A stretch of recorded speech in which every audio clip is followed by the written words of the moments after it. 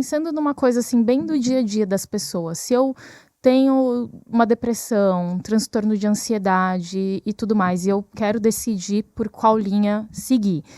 O que vocês me dizem? A psicanálise, ela tem uma evidência de que ela vai me ajudar? É uma evidência forte? Ou isso não importa tanto? O que vocês acham sobre isso quando a gente fala, por exemplo, de um transtorno realmente diagnosticado?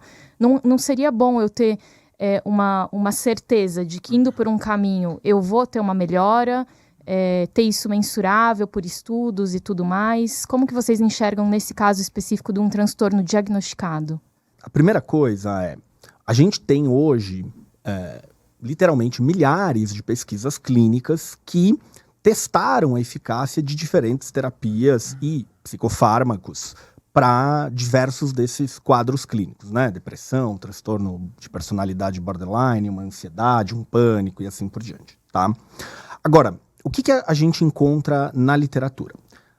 Infelizmente, nós temos uma estimativa que é um tanto assustadora, que apenas 15% das pesquisas clínicas na área da saúde são confiáveis. Os outros 85% não são confiáveis.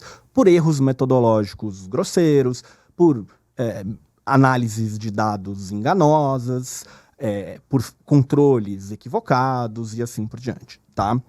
Hoje, o que nós temos que alguns modelos de terapia são mais eficazes para alguns transtornos psiquiátricos. E a qualidade dessa evidência, isso quer dizer, quanto eu posso confiar nessa evidência, é um tanto variável, certo? Você vai encontrar algumas revisões. Revisões são trabalhos, né, que juntam, por exemplo, 30, 40, 50 pesquisas clínicas e analisam todas elas uma por uma para chegar a uma conclusão, tá? Então, agora, tem uma coisa importante de ser dita aqui, que quando você tem uma terapia que se mostrou eficaz em pesquisas clínicas, você não tem garantia de resultado. Você tem uma probabilidade aumentada a ter benefícios e talvez uma probabilidade aumentada de diminuir riscos, prejuízos, quando eles foram mensurados na pesquisa clínica, certo? Agora, a gente tem um outro ponto que é a evidência, ela é 1/3 da história. Os outros 2/3 são quais? O repertório do clínico, né, quão bom ele é na relação terapêutica, no manejo clínico, nas intervenções, na capacidade de entender o caso e assim por diante. E a gente tem, talvez, a essência da questão, que é quem é esse paciente? Quais são as suas particularidades, objetivos, crenças, valores? Toda vez que eu vou fazer uma pesquisa, eu preciso saber para qual desfecho eu estou interessado, certo? Então, você fazer uma pergunta do tipo assim, psicanálise funciona? Ou terapia cognitiva funciona? Essa é uma pergunta incompleta.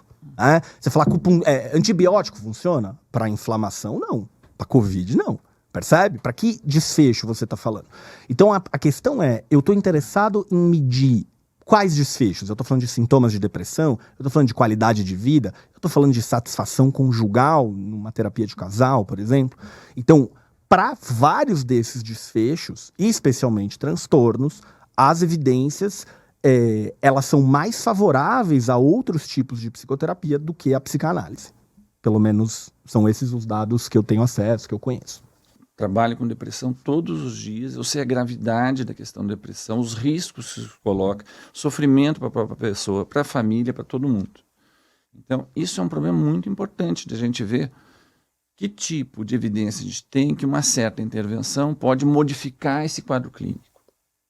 Então, medicamentos, certas formas de psicoterapia, certos tipos de intervenção social podem melhorar muito isso.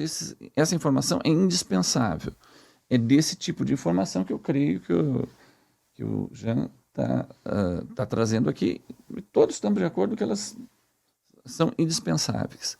Com isso, você consegue fazer algo que é, do ponto de vista prático, muito importante. É importante que a pessoa não entre num estado de desespero, que ela não se mate, que a família possa lidar com a situação, que ela possa, inclusive, se colocar em questão. Bom, dito isso, a depressão, do ponto de vista subjetivo, ela é muito mais complexa do que simplesmente eu fiquei triste e estou querendo me matar. Então, para fazer esse tipo de abordagem que permite para a pessoa se situar melhor no que houve com ela, aí a medicação não é o melhor tratamento. Aí uma terapia cognitivo-comportamental não é o melhor tratamento. Com isso, eu não digo que uma terapia cognitivo-comportamental que não é importante, eventualmente, para ajudar a pessoa a sair do quadro depressivo, ou um medicamento, ou outros tipos de tratamento. Então, o que esse debate coloca é, em última instância, não é apenas algo que a psicanálise está na berlinda, mas o que é a nossa concepção de medicina, de clínica, de tratamento, quer dizer, no fundo, que não seja apenas uma prática de aplacar sintomas para te ajudar a trabalhar de novo sem colocar o sistema em questão no dia seguinte.